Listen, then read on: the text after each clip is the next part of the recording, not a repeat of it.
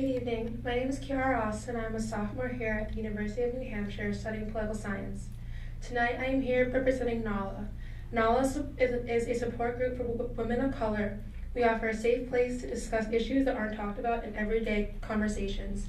Not only are we a source for women of color on campus to turn to for support, but we also try to give back to the community. We have a growing relationship with the John H. Sunhu Youth Service Center, where last year we donated sports supplies and recreational items for kids to use. It is my honor and pleasure to introduce our keynote speaker, a profound teacher, researcher, and author, Lucius Outlaw Jr., a major voice in philosophical circles. Professor Outlaw teaches philosophy and Africana and diaspora studies at Vanderbilt University. Prior to joining the Vanderbilt faculty, Outlaw was a T. Starr Brown Professor of Philosophy at Haverford College and taught at Fisk University and Morgan State University. He was also in residence in the Philosophy Department of Boston College as the Honorable David S. Nelson Professor. Other visiting appointments have included Distinguished Visiting Associate Professor at Spelman College, Howard University, and Hamilton College.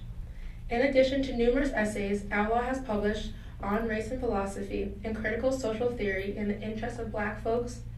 He is a member of the editorial boards of Philosophy and Social Criticism and Speculative Philosophy.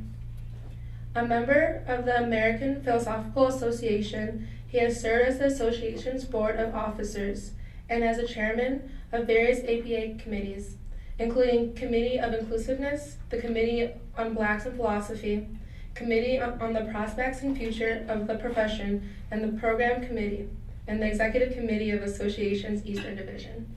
His essays have been published in Philosophical Forum, Journal of Philosophy, Man and World, Graduate Faculty Philosophy Journal, the Journal of Ethics, and a number of anthologies. A collection of several of his essays on race and philosophy was published by the Routledge in 1996. Another book, Critical Social Theory in the Interest of Black Folk, was published by Roman and Litfield in 2005. We are indeed honored to have Professor Outlaw participate in our conference that brings the best and brightest minds together for groundbreaking discussions on the impact of race and ethnicity in the country.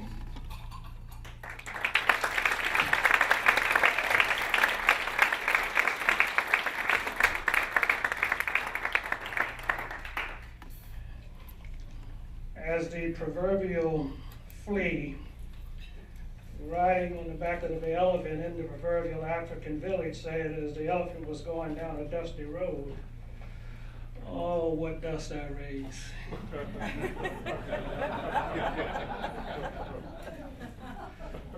Never mind.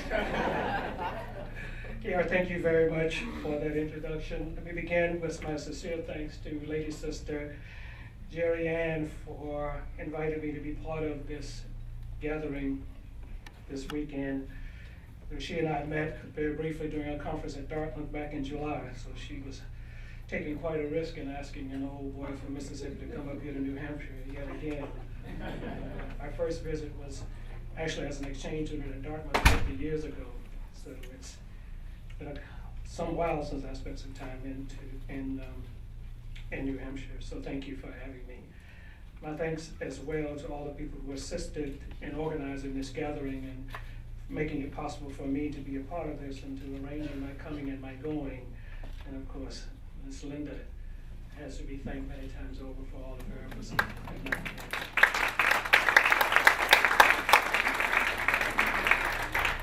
I need to take a moment to ask you all, if you will, to take out a pen or a pencil, because the title of my presentation that is in the booklet here is not correct. There is a bit of a story I just want to share here, and I'll give you the rest of it. You might decide you don't want to write it down when I tell you, but I will give it to you anyway, and I want to make a couple of quick points about that and move directly into what I have to offer with you. The full title of my presentation has the following additional phrase. As you see in the program, it ends with the term race making. There's more to it than that was in the title that I submitted. The other part of that is in conditions of race-making niggerization. So what's missing is a niggerization part. Now, I'm a little bit concerned about this, and Jerry and I talked about this, because in some way this was edited without any consultation with me. So that's problematic in a number of ways. Now, I do understand that there were some who felt that this was of concern to some in the university, that the term niggerization would appear in print and end up on the university's website. It may become a source of controversy or lead to some, attacks upon the institution, that there have been some instances of invidious racism on the campus in and around the word nigger, and et cetera. That I understand. However, my concern is, if that's the case, then I would worry about an institution of higher education where we can't make the distinction between invoking a term to engage with it critically and using the term as a weapon against someone.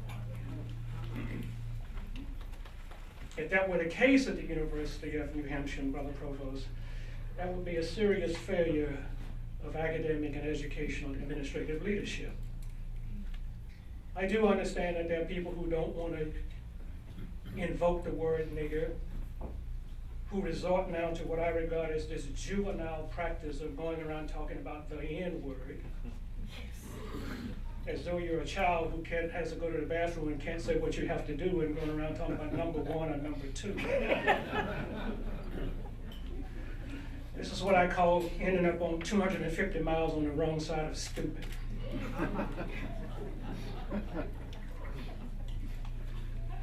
For those who may be familiar with it and forgotten, or those who may be unfamiliar with it at all, I would recommend the book by Professor Randall Kennedy of the Law School at Harvard University called Nigger: The Strange Career of a Troublesome Word. This was published by Professor Kennedy back in the early 2000s. He bothered to go research the history and the etymology of this word, nigger, and write a book about it. And are we going to become places, a university, where we can't even study that which is perhaps quite damaging?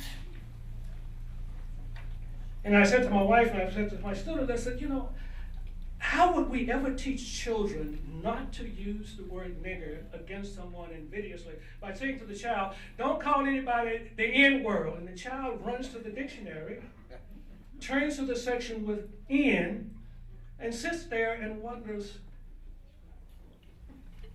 what word am I not supposed to use? How are we going to get the work done? By this lexical substitution. Well, I know, and there are lots of black folk who just refuse to say, I'm not going to give white racists, license to call someone black a nigger. I grew up in Mississippi. No racist white person ever waited for a black person to give them license to call them a nigger. So please, folks, good brother, I was thinking, what a sterling example it would be if at the University of New Hampshire, all the senior administrators bought this book by Professor Kennedy and said, we're going to read and discuss this together. If they said, we're going to have all of the key people in student life buy this book, read it, and discuss it together. We're going to have all of our incoming first-year students read and get in circles of discussion this book by Professor Kennedy. You would be an extraordinary example throughout this nation of courageous academic and intellectual leadership. Rather than engaging in any prohibition against even in uttering the word and persisting in, as we see on radio and television and newspress now, the N-word. I insist on reclaiming this word back into my title because I need it, because I want to talk about matters of niggerization. The niggerization of black folks, of peoples of African descent. And how it is that in the context of conditions of niggardization, black folk have been engaged in fashioning and expressing senses of individual selfhood and shared peoplehood in conditions in which our very humanity has been challenged and even denied. Now, there was more to this challenge of our humanity, to denying that we were even human beings, than simply calling us a name like nigger. Indeed, capture, purchase, transport to the breaking grounds for subsequent resale into enslavement for life was predicated on distinguishing black folk as a particular type or category of thing being, not human being, thing being. And this thing being was enforced with violence unto death if it was thought necessary. The racists would impose upon our very being modalities that were institutionalized to make us into, to make us be niggers. That is, subhuman, metaphysically, not just physically, meta, beyond the physical, to make of our very being that we were not fully human, and thus that we were beyond the bounds of ethical consideration.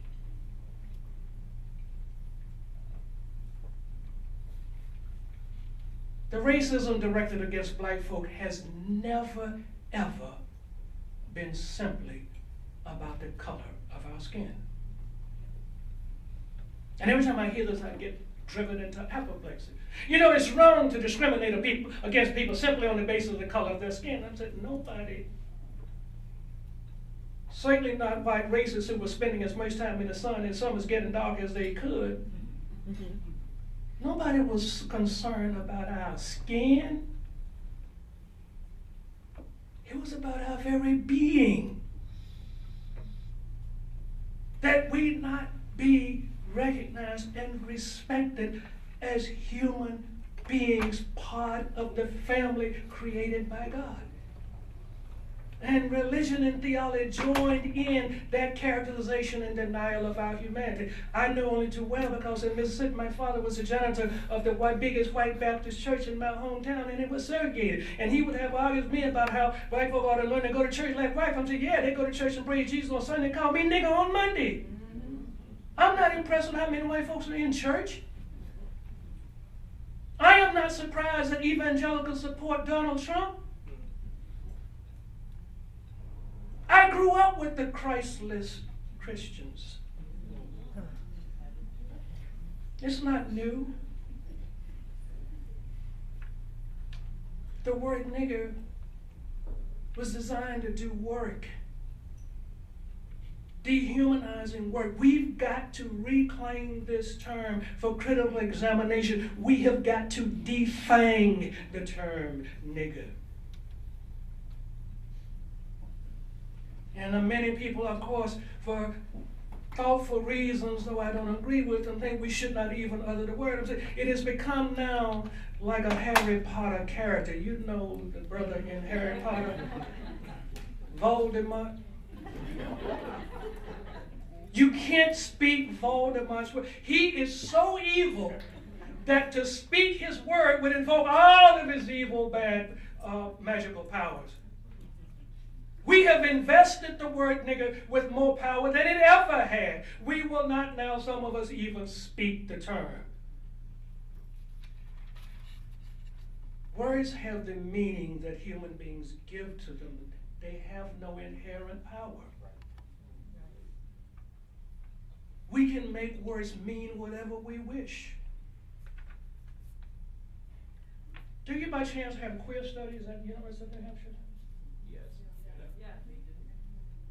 Need I say more? Now, some of us in here are old enough to remember When it's somebody like we would now identify as a gay, lesbian, bisexual, transgender brothers or sisters, you really don't want to smack them and debase them. You would call them, you queer. But those very people have taken that term, lifted it up, reversed its value, and made it into a positive, and wear it with pride. They have invested it with new meaning. What I am concerned about is how it has been across the centuries that in conditions of niggerization, the processes of endeavoring to render folks of African descent into subhuman beings has been the context out of which we have forged senses of ourselves that involved as well quests for beauty. We did not succumb. One of my closest friends from high school was the first person of African descent, as they said in Mississippi, to knowingly be admitted to the Mississippi State University in my hometown. He was admitted one summer that all I went down, and they said knowingly because they were afraid somebody might have passed, but why didn't we be admitted? They didn't know. They weren't worried. This was a few years after James Meredith went into the University of Mississippi. So I went home from Fisk University and over the Christmas holiday break, and he had moved onto the campus. I went out and hung out with him. I said, well, how's it going, living on campus? He said, it's all right. Occasionally some white boy leans out of the door window and say, hey, nigga.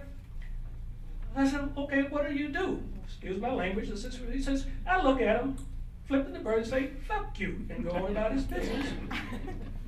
Now, I want to contrast that to a text message I got a few weeks ago from a prominent friend in Atlanta whose 27-year-old daughter was driving through a section of Atlanta. An angry white man in a truck pulled up beside her and screamed at her, hey, nigga, get out of the way. If you'd stopped doing X, I could have been going on my way. And she broke down. She called him, called her mother. She's crying about it. So he's writing now, blah, blah, to say, we need to deal with this, and, I want you to weigh in. What do you think about this, blah, blah, blah. And I said, well, wait.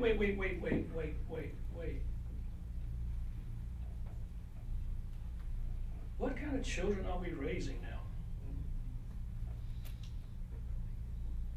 You've got a child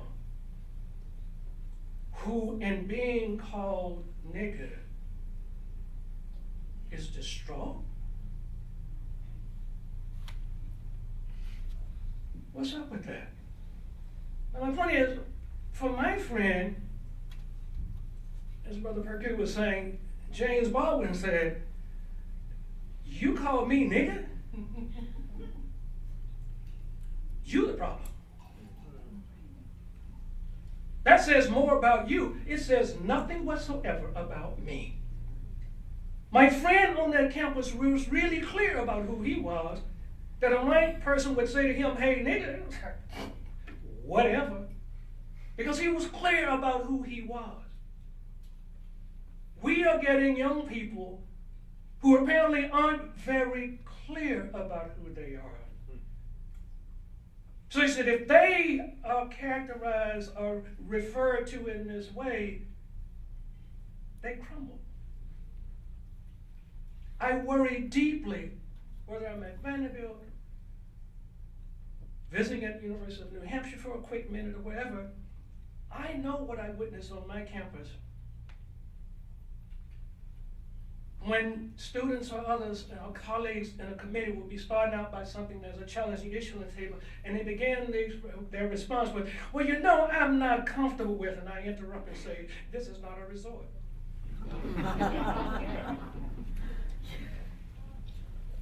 So this is not a resort. I'm not concerned about your comfort. I sure as hell am not your waiter. I'm not your maitre d'. I'm not the person in the hotel you go to find out where you can go and have some fun. I'm not comfortable with. What is it about the notion of comfort that it should be governing what goes on in a university? We claim we want to be involved in serious, challenging, wrestling with complicated issues, but we worry if we are not comfortable? Brother Provost, I'm sorry. I have long been convinced, I have known in my own life, serious learning is discomforting. If you want to stay comfortable, I always tell people to stay at home. Don't come into a place of serious, challenging learning where you don't want to be disturbed or made uncomfortable. Or we get in situations now where we get young folk, or sometimes women or blind folk, who, if they are made to feel uncomfortable, that's prima facie evidence that there's a moral impropriety in play. Really? What is your sense of yourself in the world that if you're not comfortable, the world is wrong? Really? This is the cauldron of circumstances out of which black folk have had to forge senses of who we are. Now, what is striking to me about this, and this is why my title has the styling and profiling part in it, it is about the fashioning, the finding of the resources to fashion, to forge, to put together, to make up senses of ourselves as individuals, senses of ourselves as related to other people, senses of people who are out of the elements that were left to us, sometimes that we had to bring into place surreptitiously. Sometimes using elements we weren't even supposed to have access to, like reading and writing. On the pain of death, sometimes even.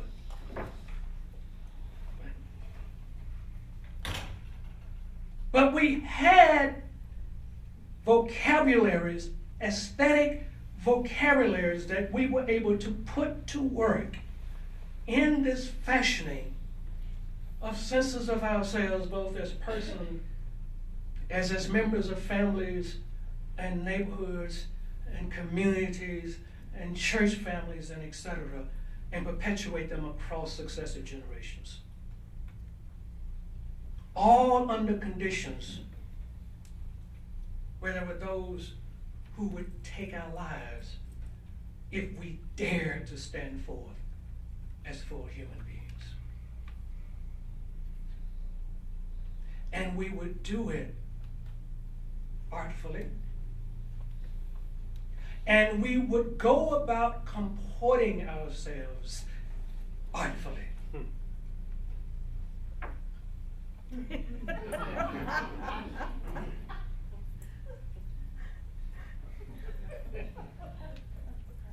I love the rhythm of black women standing still. They make music, y'all make music standing still. And I also know when I need to leave a room, when one black woman goes.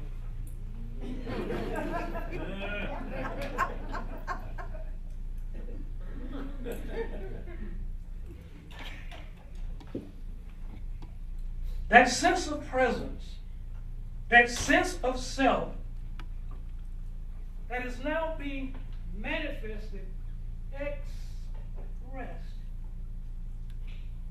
The leg, the foot, the hands, the arms. The body has become a work of art through which is conveyed a sense of who I am.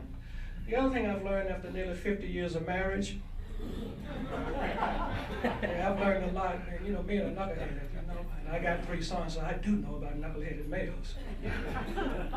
As I heard in the last panel this afternoon talking about hairstyle, I learned early on, whenever my wife gets a new hairstyle, I'm in trouble. Now that may sound facetious, but no. Why do I say that? Because I've become convinced that whenever my wife changes her hairstyle, she has a different conception of herself. If she has a different conception of herself, There's some rethinking of the relationship at work.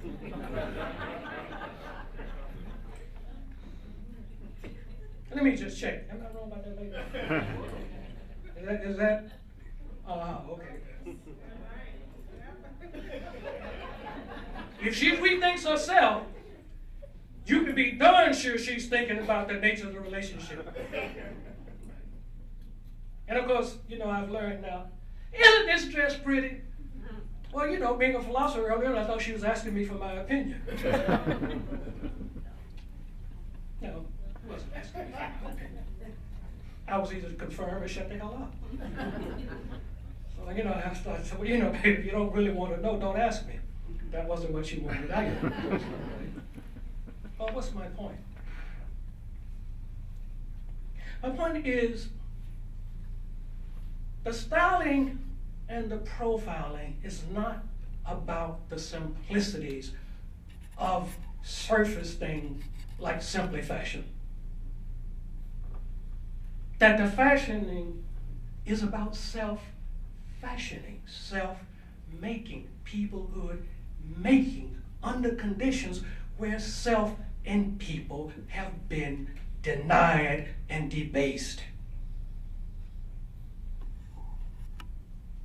It is thus crucial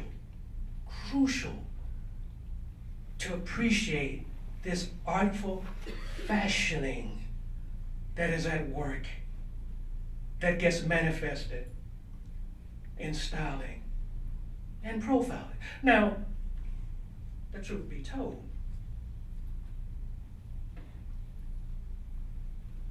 it didn't all begin when we got over on this side of the pond.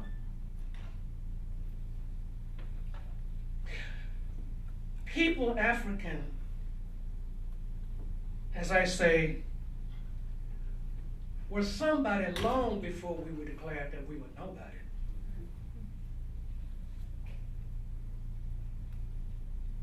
African people knew themselves as distinctive peoples for centuries before ever encountering anyone from that late blooming sister society place of civilization called Europe. Had forged peoples, had forged civilizations, had forged villages, cities, states, huge ones, libraries, forms of art, music, you name it, centuries before ever encountering anyone from what we now call Europe. Had fully developed senses of themselves, long traditions of art making and fashioning, aesthetic traditions of beauty manifested in everything from hairstyle to the making of fabrics, to the way in which they built homes, to the way in which they laid out villages, where they would put their farms, the patterns of organization that would go into the way in which they would lay their fields out. Long before ever encountering anyone from Europe. And let us be reminded, this was not wiped out by enslavement. Slavery did not wipe the slate clean. I know this was a huge debate between particularly E. Franklin Frazier and Melvin Herskovits. E. Franklin Frazier, famous black sociologist, spent a lot of his career at Howard University. Slavery wiped the slate clean, and Herskovits is like, no, it didn't. Herskovits, anthropologist, white, whatever that tells us, often not very much, was already going around tracing folks from West Africa brought to the Americas, in the Caribbean, in South America, in the southern slaveholding states of Mississippi, going and studying everything from their language, key terms in their language, to modes of dress, to foodstuffs, to music, vocabulary, recording it all, running it backwards to the places of origin and asking the question, what's still here opposed to what was started out? And building, and let me just say, in the 1940s, Herskovits was calling this African American Studies. In the 1940s. So he's tracing out the evolution of peoples of African descent from the continent of Africa, throughout the dispersal, throughout the diaspora, across the Caribbean, South America, Latin America, you name it, Central America, all the way to the US, North America, etc. And looking and seeing what's still here. And then being better positioned to understand what are African people taking up from what's here from Europeans, bringing it into conjointment with what is from Africa and creating something entirely new. Go look at Brother Peku's artwork. Why does he have Yoruba white, cowrie shells, and Nike tennis? I don't think you're going to look at his work and say, well, you know, this doesn't really hang together, good brother. Really? It's not integrated? It is not meaningful? We cannot find wholeness and meaning and coherence in that? Sure we can. And this is what folks in Africa have been doing for centuries. Taking up elements of what's present, combining them with what is continued into new configurations of meaningfulness that help to fortify us against the processes of niggardization and to sustaining senses of ourselves and of our people. And I have to say that one of the things that is most astounding to me about black folks is that given all that has been done to us by way of these processes of attempted niggerization for centuries, black folk have never, ever decided to engage in the niggerization of white people.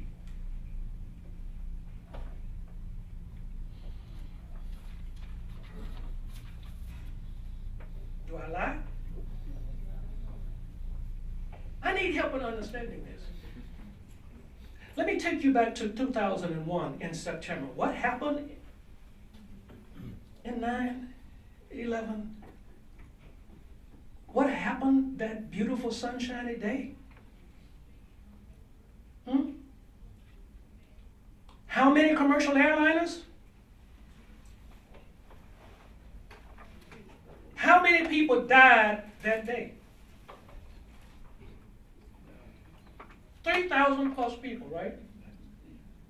3,000 innocent people died on that day because of the action of 4 terrorist teams, right?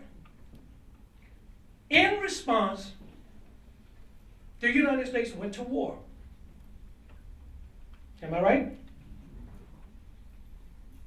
I think it's safe to say that an overwhelming majority of citizens in this country believed that going to war was justified in response to that unjustifiable set of attacks on 9/11. Am I right? No. Not everybody, but majority of people supported that war.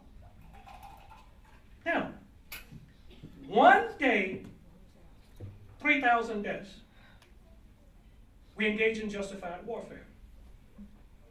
Now,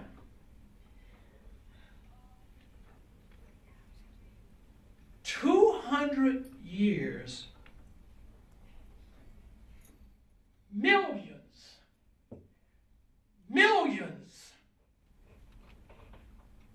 of dead black people. One day, 3,000,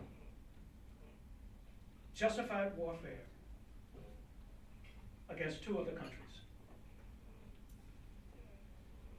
Hundreds of years, millions of dead. And to this day,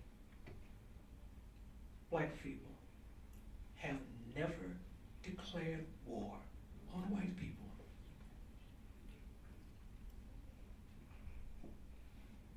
Do I lie? As Marlon Karinga said, rescue me if I'm wrong.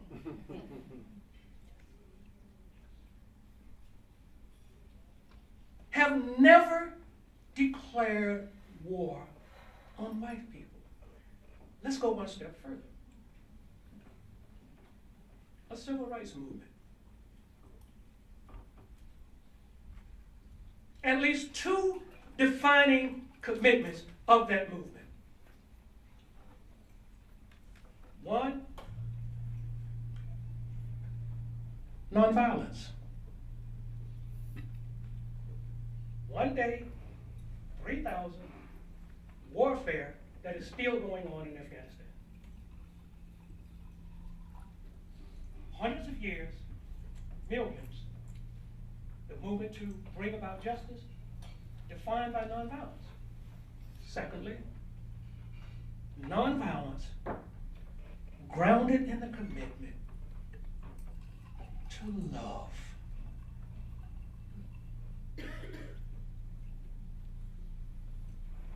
Say that again. Nonviolence grounded in a fundamental commitment to love.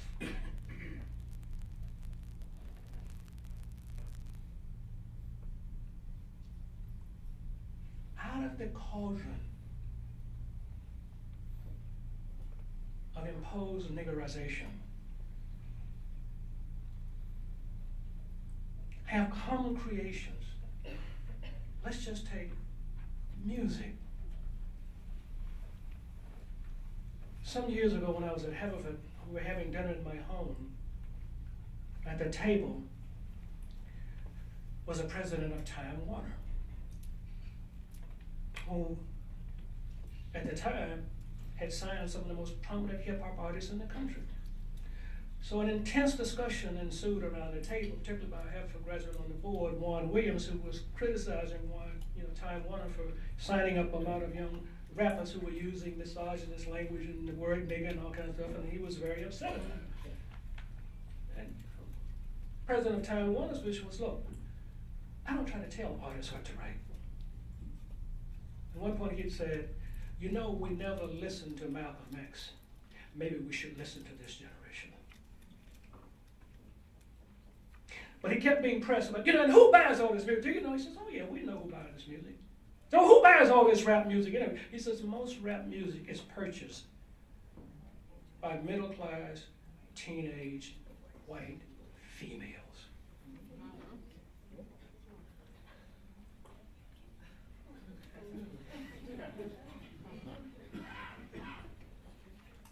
Y'all may make that funny, but I got 2 white daughters-in-law. Right? Now, my point is the following. Out of the attempted debasement has come this creation, drawing on vocabulary, aesthetic vocabularies and strategies and senses of beauty that have long legacies stretching from the African continent into the diaspora and various locales, showing up in everything from fabrics to hair, to music, to art, to dance, to food, to cooking, you name it. Bolstered by this steadfast refusal, as the old folks used to say, to get down in the ditch with the racists. A steadfast refusal to niggerize white people. To create which is routinely consumed in this country, and very often by white folk who don't even know that they are consuming creations by folks of African descent.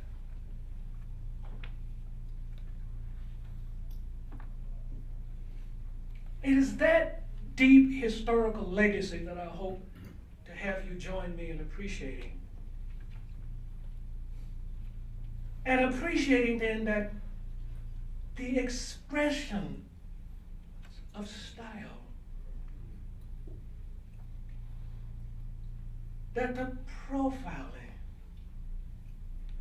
is not some simple something about transitory fashion. Well, hell. All of us are transitory. Ain't none of us gonna live forever. Of course it is transitory. The question is, how do we fortify ourselves to live in the moments that we do have?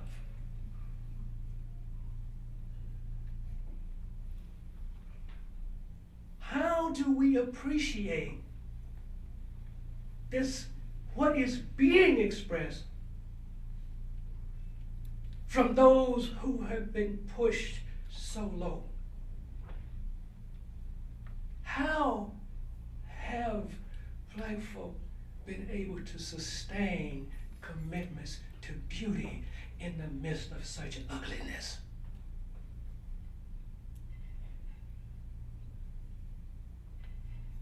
And just think, Black women could have killed almost every generation of white folk born.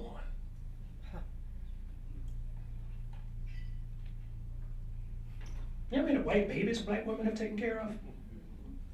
Now what if they decided to strangle him in his crib? Poison white folk in the meals that you serve them. Didn't do it.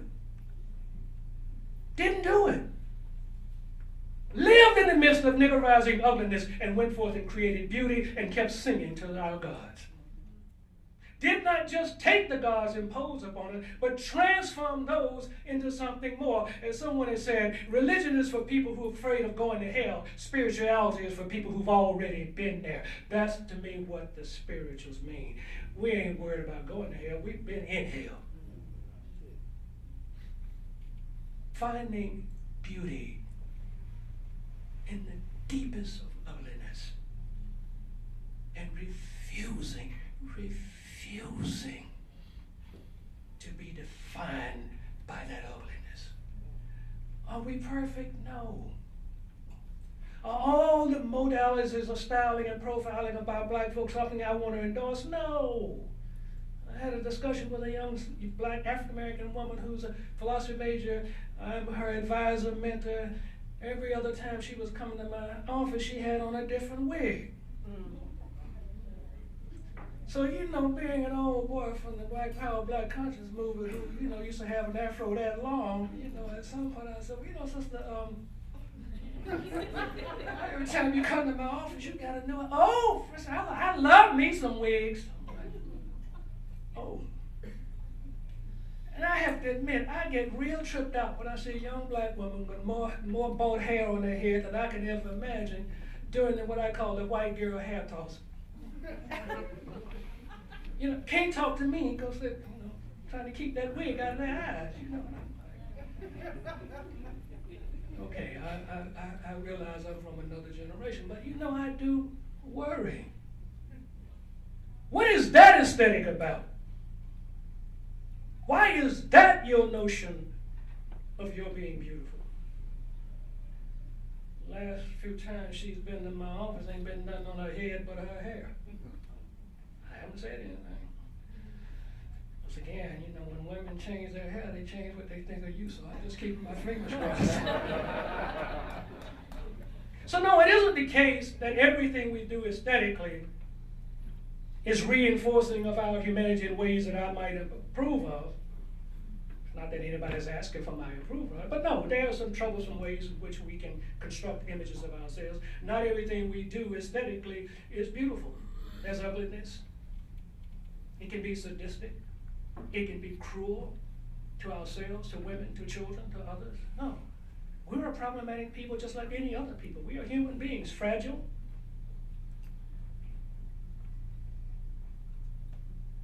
But I do think there is something startlingly educational about this constant search for beauty in the most mundane seeming places and using it to fortify ourselves, to keep our souls from being dragged under.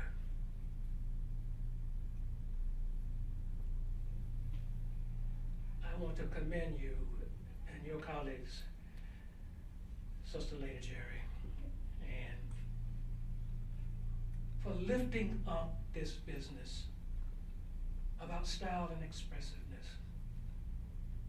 It bespeaks something extraordinary about black folks. And I don't mean that in the sense that black folks are some extraordinary part of the human species. No, we're all fallible, fragile human beings. But there is something, I think, extraordinary about living in a cauldron where we would be rendered subhuman, refusing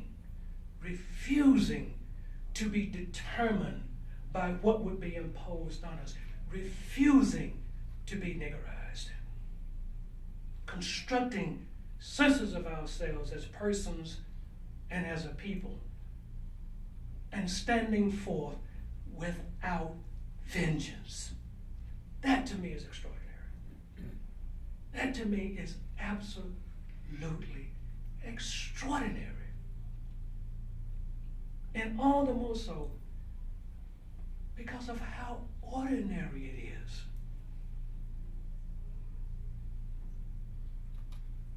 How ordinary. How foreign was the very idea that my grandmother, who was working in the homes of white folk, would kill the white folks out of vengeance.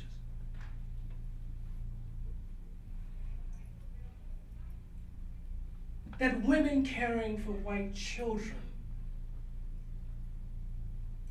would decide that we can prevent there being another generation of racists by killing this one. While white families are packing lunches for their picnics to take their children to watch the lynching and dismemberment of black people.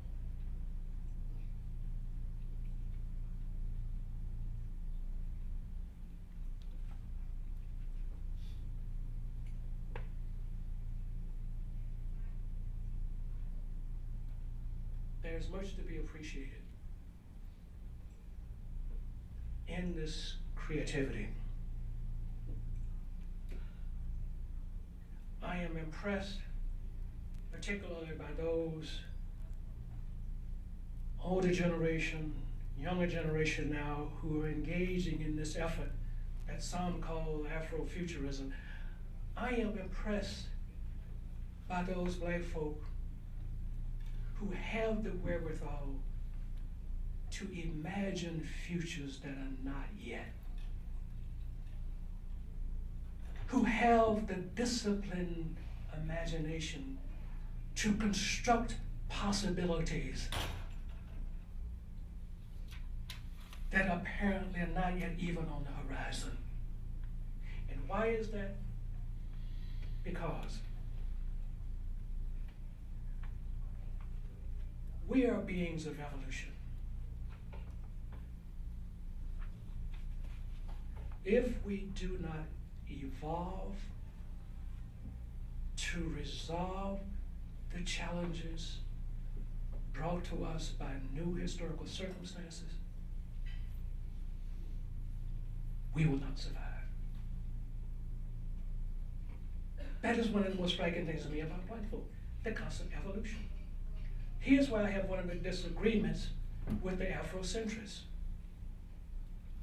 They want us to anchor our vision of ourselves in the civilizations of Africa of long ago. Now, one of my problems is most of the folk they're talking about never went by the name Africans. If you woke them up and say, "Who are you?" they're not going to say, "Well, I'm an African people." When did we give the continent the name Africa? Long after some of those civilizations were gone. They would have us anchor our senses of ourselves in civilizations long past. But will the practices of those civilizations long past help us resolve the issues of the 20th and 21st centuries? I don't think so. They didn't encounter those problems. We've got to solve the problems that history has bequeathed to us. We can't resolve their problems. That is why I will put my money on the futurists, not the backward-looking Afrocentrics who want to anchor everything in the past. Because if we don't adapt, we will not survive. We simply will not survive. In the fashioning, we already have evidence on what that can look like coming out of the minds, the mindedness, and the creativity of generation after generation of Black people. Again, not all of it is something I would celebrate, but I do want to lift up and celebrate the creativity. It must be bounded ethically and principally, must be structured by a concern to get us from today into tomorrow. And I do realize that at some point, I can't tell current generations how they must understand themselves as Black folk. So I was saying to Brother Peku yesterday, when I was a kid, if you really want to make your friends mad, if you want to fight with them, call him Black and then outrun him. We weren't all running around celebrating Blackness. We were Negroes, colored. For many of us, we couldn't go home when we decided we were Black and we were going to wear some afros.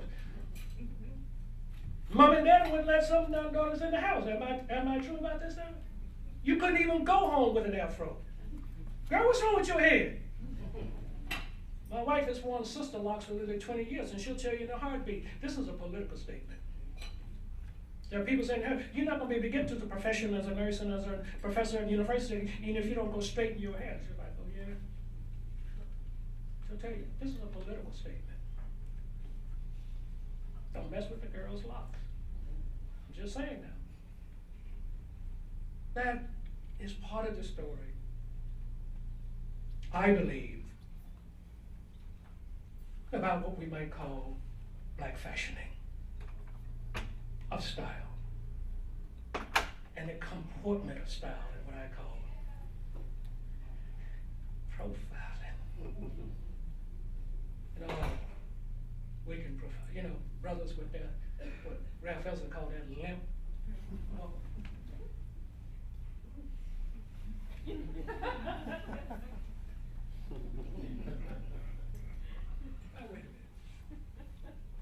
I thought you got my best pimp walking, she's laughing at me.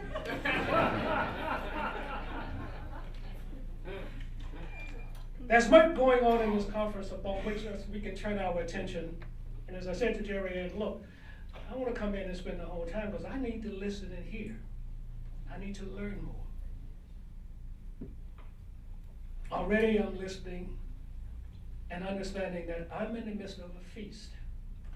And what I look forward to tomorrow is more feasting on the styling